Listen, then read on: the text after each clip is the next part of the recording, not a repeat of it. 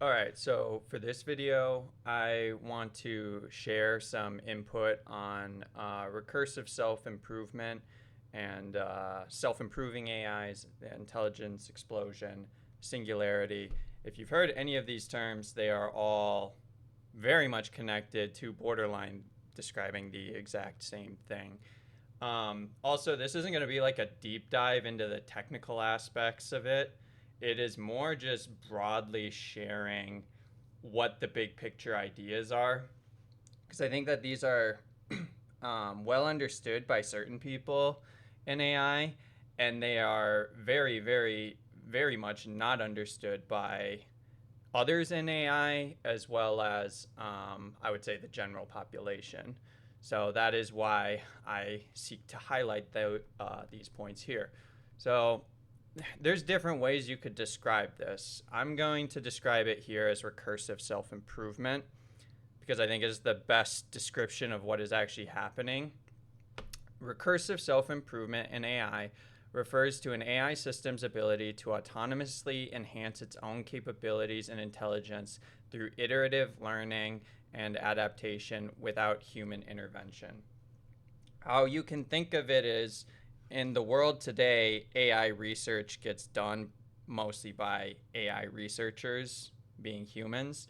And recursive self improvement is about what happens when we hand off the baton such that AI systems are better at conducting AI research, more efficient, and making improvements to models, etc., than human AI researchers. Well, the logic follows that once that baton is handed off, if it is even slightly faster, well, it becomes a snowball rolling downhill, right? It becomes faster. Snowball rolling downhill also becomes faster, I suppose, but it becomes larger in that case. In any event, let's back up a step. In my opinion, I think that it's easier to understand recursive self-improvement if you understand positive and negative feedback loops. So positive and negative feedback loops are like critical in systems theory as well as biological systems.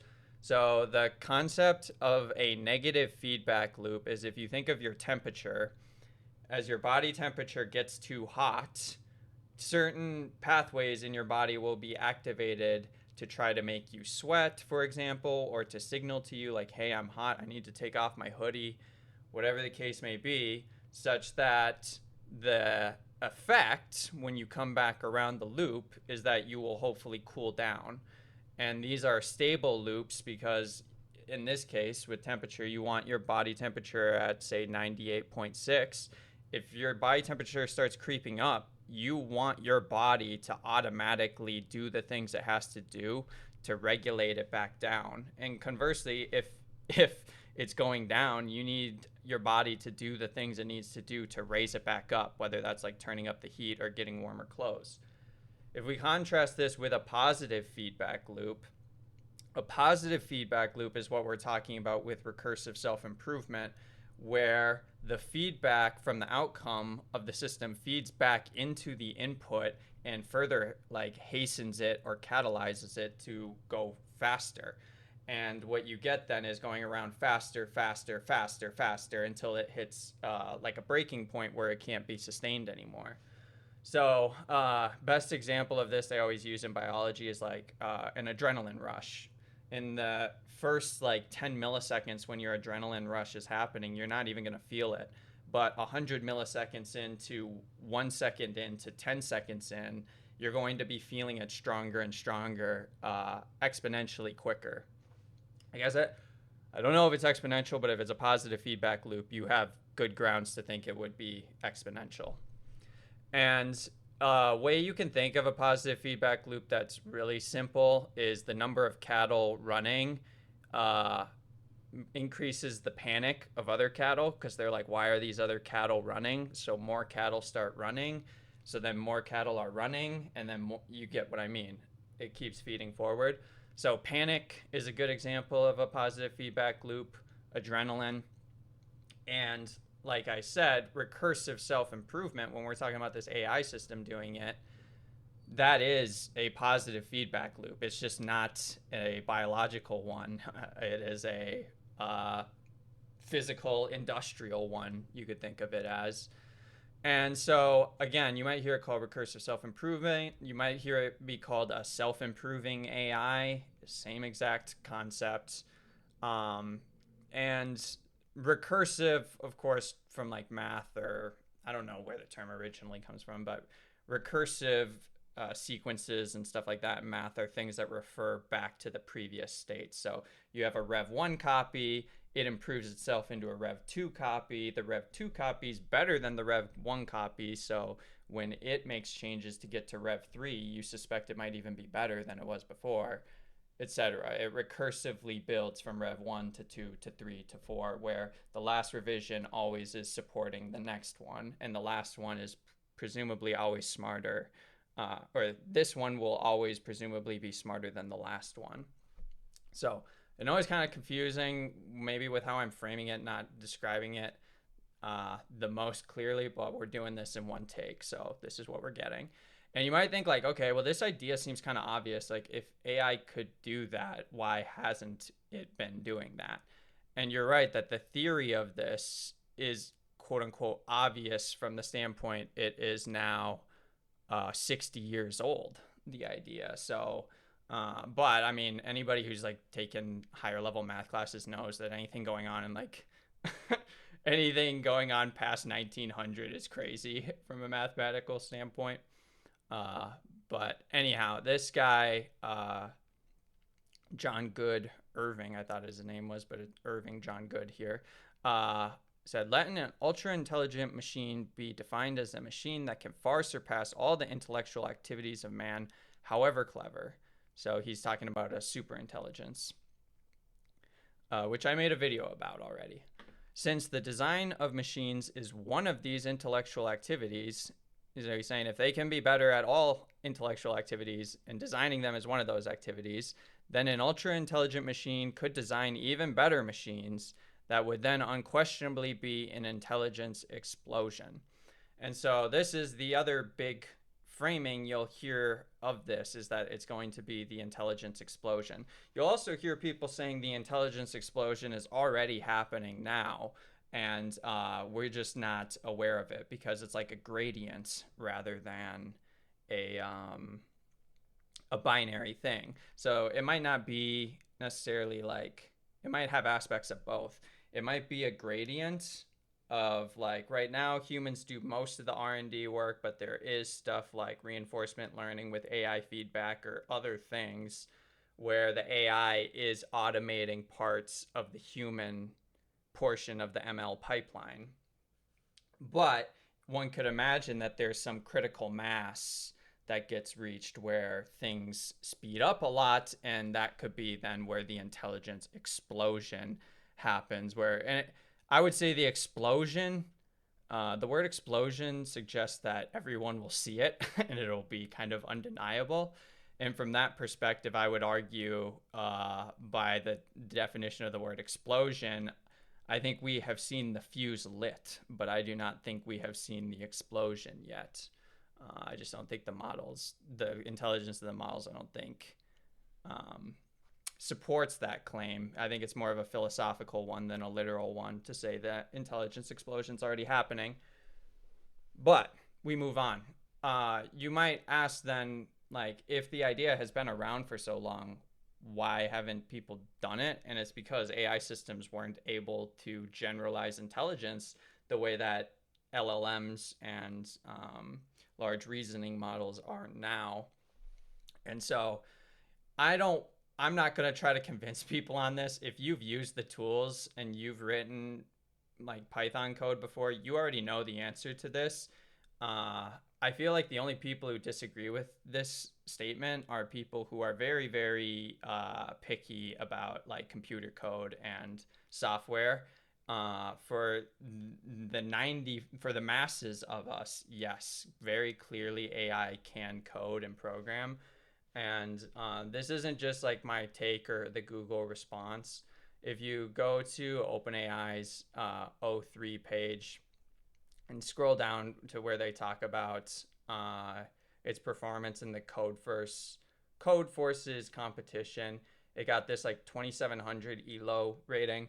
I don't know about any of this stuff, but I just remember when the news broke, it was announced that a 2700 elo rating corresponded to about like 170th in the world out of like millions of people, literally millions. I don't remember if it's like 10 million or 30 million people listed that Chat GPT, the model O3 performed 170th, and before that O1 was like 1,000th, and O1 preview was like 1,000,000th. So the progress has been extraordinary. AI clearly can code. Obviously, the caveat or the stipulation there is that the reliability of it is not where it needs to be. And the reason you know that is because if the reliability were where it needs to be, we would have better autonomous AI systems at this point, and we don't. And by better autonomous AI systems, I mean that I can go to ChatGPT and I can ask it, hey, I want a shoe that does this and takes into account these factors, like go to Amazon, set it all up, find the best shoe, put it in the cart, and then let me know when you're ready to check out. And when I do that process, I get a shoe that is like basically the best fit of what I would have picked if I had done that task. This was just a random task I threw out, but when we have autonomous AI systems, maybe a better example is like I should be able to dump all my photos into a folder and tell it, go through these and any duplicates that you see, and analyze which one is worse and delete it. Something like that. And I get that people might take issue, say that certain tasks are harder or not, but and these are the kinds of things I'm talking about. Like you could give any human who's reasonably intelligent or reasonable a task like the ones I described, and they would be able to do it. And we should get to that point with autonomous AI systems. We're not there yet because the reliability isn't there. And so that is definitely the next stepping stone for where these companies are putting all their efforts, is to try to develop these autonomous AI agents that are reliable enough that you can start handing off the baton in the way I described to start this recursive self-improvement loop. I think that basically I'm saying the quiet part out loud here. Like this, what I'm saying here is incredibly obvious from my perception to everyone in Silicon Valley, and it does or does not get said publicly. But I think absolutely it doesn't get said publicly as much as it needs to be, because this stuff is pretty obvious that this is the direction everything is going in, and yet there is this weird open secret vibe about it that I really think is I just don't think it's the right path. So where does this lead then? And where you might have heard this term, the singularity or technological singularity. If I click on Wikipedia, yeah, I understand. The technological singularity, or simply the singularity, is a hypothetical point in time at which technological growth becomes completely alien to humans, uncontrollable and irreversible, resulting in unforeseeable consequences for human civilization. And so they link it back to the intelligence explosion that we just talked about from 1965, saying that like the intelligence explosion is the vehicle by which you would enable the technological singularity. And so basically how you could summarize this story is, right now we have AI systems that aren't quite good enough to do tasks autonomously, but as soon as they can, one should suspect that AI developers will direct those AI agents towards hastening R&D, and that will probably initiate the intelligence explosion loop that, you know, nobody knows, right, how long this is going to take, but I would suspect might play out over the course of a couple of years. And then that's where things would change, like start changing very, very rapidly past that point. And lastly, I feel like when I talk about this stuff and I just show stuff on the internet, people can disregard it as like that there isn't much like concreteness to this, but as I've talked about in this paper, I am working on a research paper specifically about this stuff with superintelligence, existential risks, recursive self-improvement, etc. And this is a diagram I made like 8 months ago that I am honestly not going to use in the paper, which is why I'm sharing it here. It's not that I don't think it couldn't be used in the paper. It's like, you know, let the cream rise to the top type thing. And this I just thought wasn't adding enough information for how much space it took. But from a high level, like, this is all you would need. I put vast amount of compute, quality data, efficient algorithms. Obviously, there's more to it a little bit, but I mean, at the end of the day, these are the three core ingredients. You get your seed AI, AGI. This would be the autonomous AI agent that could do those tasks I described. And then you put it through a loop of instructions. And I won't even walk through this whole thing. Like I said, I'm not using this in the paper, so I don't want to have to justify or validate how it's organized the way it is. In fact, it is more just here as representative of like, hey, I'm just some dude watching from afar, and I could put this together in like an hour or two or whatever. I mean, it probably took longer than that, to be fair, but I feel like there's this sense of like, oh, we got to lock this stuff down to keep it secret and safe or something like that. And to me, it's like, okay, this stuff is pretty obvious. Like, you would just have a system and give it certain goals that would basically work as a mirror of some kind, or a series of mirrors that is basically reflecting that AI's attention back on itself. And then you just keep experimenting with it until you get the mirrors to line up in the way that the light bounces, that you get the magic. And I'm talking in metaphors here, and someone, more on the ground floor doing this stuff might be like, well, how are you going to do that, etc. But I just think that where there's a will, there's a way, and there's a massive will to create superintelligence.